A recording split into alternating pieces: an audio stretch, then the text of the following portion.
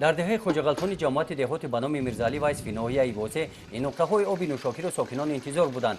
با پیشنهاد جماعت دهات و دستگیری صاحبکار محلی رستمخان بابایوف و سهم ساکنان دهه خوجغلطان در ماه ایول شهر عمومی تشکیل نموده از مسافه 2000 متر به دهه خط آب نوشاکی آوردند. مشکلی بسیار داشتیم برادر، در همینجا آبمون دور بود، خرقتی آب می آوردیم، کودکامون الا خون نشیدیم. شگرانه همی پنجه شگرانه همی بابای حاجی که مشکلیمون آسان کرد، آب برآورد به ما را. دهه خوجغلطان که طول سالها زیاد بود از نرسیدن آب نوشاکی تنقیص می‌کشیدند و مردم دهه از مسافه 2 کیلومتر راه آب می‌آوردند و این را دیده صاحبکار رستمخان بابایوف مقصد نقشه کردن، نقشه گذاشتن که در این دهه را آبیاری کنند و بالاخره دهه خوجغلطان را در آبیاری کردن و در 3-4 جای دهه آب نوشاکی برآوردن. تامین دهه خوجغلطان با آب نوشاکی و آب پالیزی در بهگشتن سطح زندگی ساکنان این دهه مساعدت کرده است. زمین‌های نزد حملگیشان را ساکنان دهه اکنون ثمرناک استفاده می‌نمایند. وقتی ما همینجا اومدیم یگام چی نبود، همه پاکستان بود. خیلی وقت صاحبگار او که نبرآورد، نه رحمت، نه ما صاحب گلکاری کردیم، نه پمادر کردیم، بویم جان کردیم، نه زندگیمون پیش رفته سر. ما با امیر هم نمیفروشیم، نه خوردگیش هم میخریم.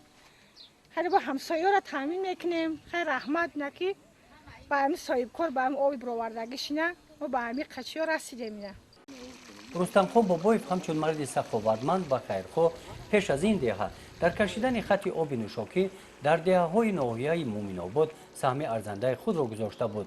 من همچون یک نفقه خور باز انشاءالله شما را باور میکنم که در آینده هم باز همین خیلی دهه‌هایی که لازم است و سهم خودم میگذرانم. این مرد سخاوت پیشه از حساب مبلغ‌های پس‌انداز نمودش در برابر سهم گذاشتن در کارهای آبادانی میگوید که بعد تماشای برنامه شهر من و طبقه نیازمند جامعه منتظم کمک‌های خیریوی میرساند. در عرفه عید سعید فطر در شهرک واسه و پیران یکه و تنها نفران کمبیزاوت به مقدار معین 1 لینچه ارد و 3 کیلوگرم روغن کمک رسانیده است.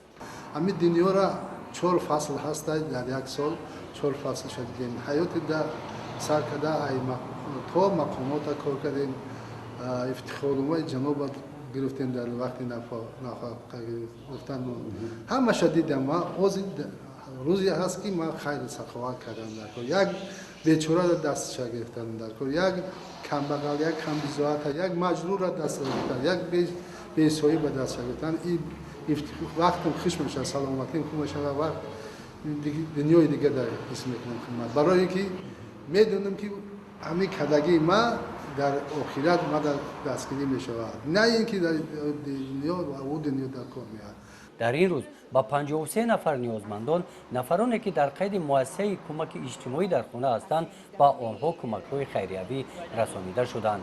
من شخصا از نام خودم و از نام مرکز خدمت رسانی اجتماعی کمک در خانه ناحیه واسه و بابای حاجی رستم مینه‌داری خودم را بیان میکنم. پیش از همه بابای حاجی به شما خیلی تشکر زیاد میگویم. سر تعظیم فرود میآورم که چنین مردانی سخاوت پیشه، چنین مردانی که دل بزرگ دارند و شخصان یکه و تنها این قدر کمکی به نیاز میکنند. من از این خیلی به شما مینه‌دارم و گفتنی هستم که در سیمای امین بابای حاجی چی می شود که مردان شیردل و سخاوت پیشه زیادتر باشند و دست چنین افراد افتاده را بگیرند، خیلی خوب می شود.